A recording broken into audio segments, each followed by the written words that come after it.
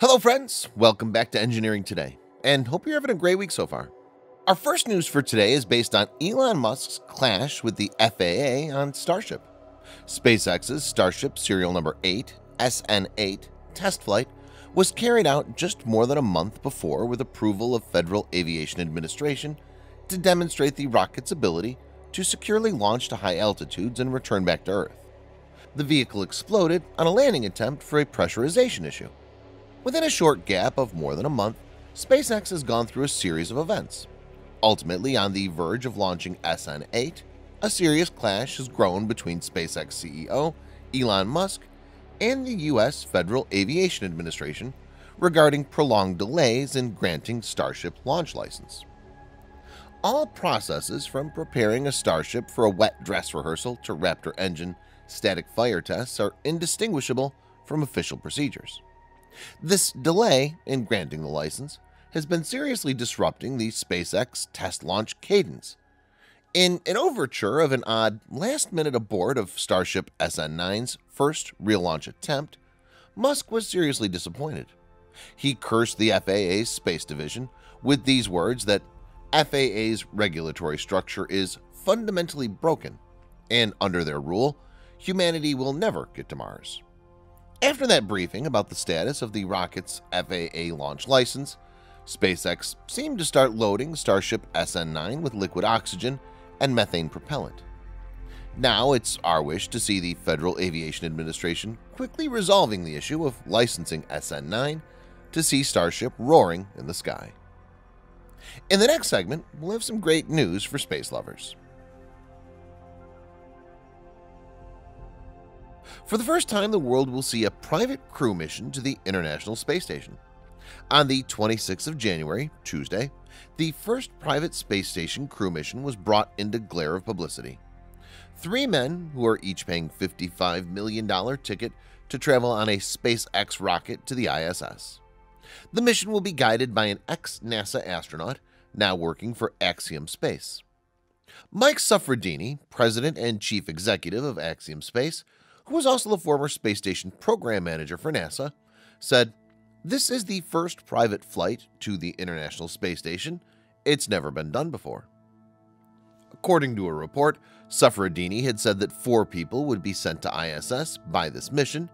He said that the mission commander will be Michael Lopez Alegria, the most common name for space industry.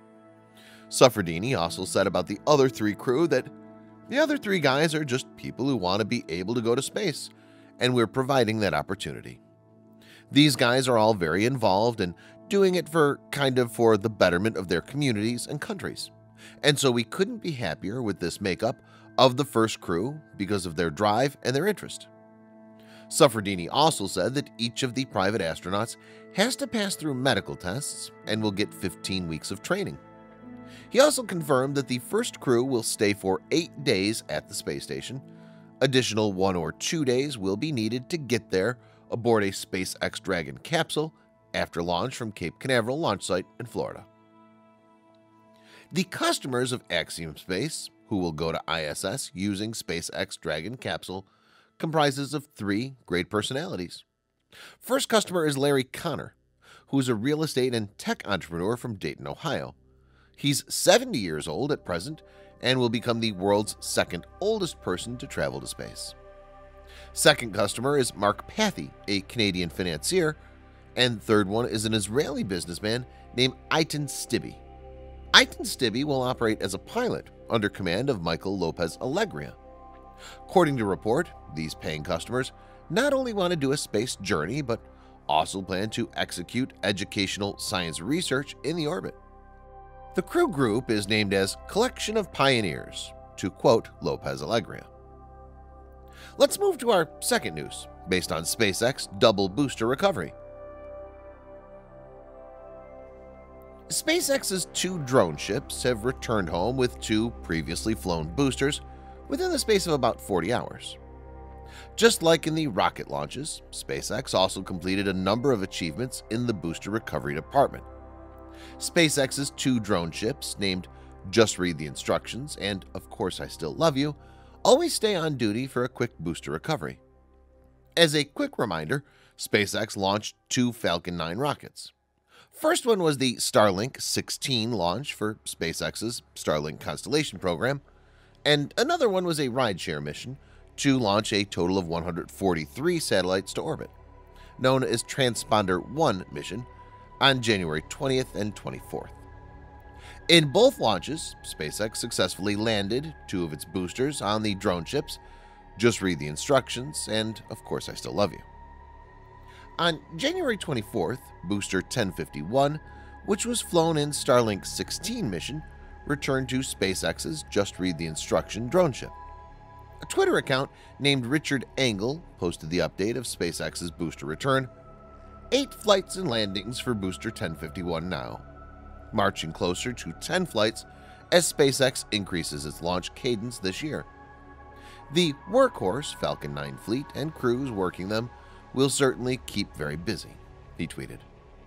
On the other hand, booster 1058, which was flown in Transponder 1 mission, came back to port 3 days after the return of the first booster. Wednesday, Richard posted a tweet. Booster 1058 returned to Port Canaveral this morning after its 5th successful mission for SpaceX. The Falcon 9 will now be readied for its 6th mission. This launch delivered 143 sats to orbit for various customers. As per a previous statement, SpaceX is gearing up for up to 48 launches in 2021, with an average of 1 launch in every 7.5 days. Because of that, the availability of SpaceX's booster recovery drone ships might be a problem. After each recovery, SpaceX drone ships require an average 5 days to transit time. However, SpaceX has given its best shot in clearing obstacles so that they will find a way to overcome this problem too. With 2 of SpaceX's drone ships back on port, Starlink 17 is scheduled to launch no earlier than January 30th. In that mission, booster B-1049 will fly for the 8th time. Meanwhile, SpaceX is targeting February 4th for Starlink 18 launch. Let's move to our last news for today, based on Long March rockets. Lee Dan, Deputy Chief Designer of the Long March 3A rocket, said that with intervals of at least 15 days, the Gold Medal rocket series will complete more than 10 launches in the coming 6 months of 2021. The Long March 3B is also scheduled to conduct parafoil recovery system experiments. They're aiming to solve the problem of falling parts from rockets which seriously affect normal lives.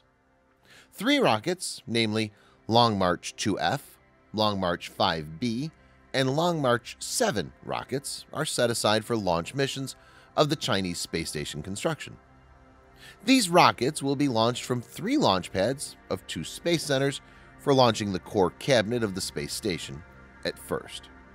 Then Tianzhou 2 cargo spaceship mission will be conducted, and finally Shenzhou 12 crewed spaceship will be launched into space this year for complete docking procedure monitoring and in-orbit technological verification.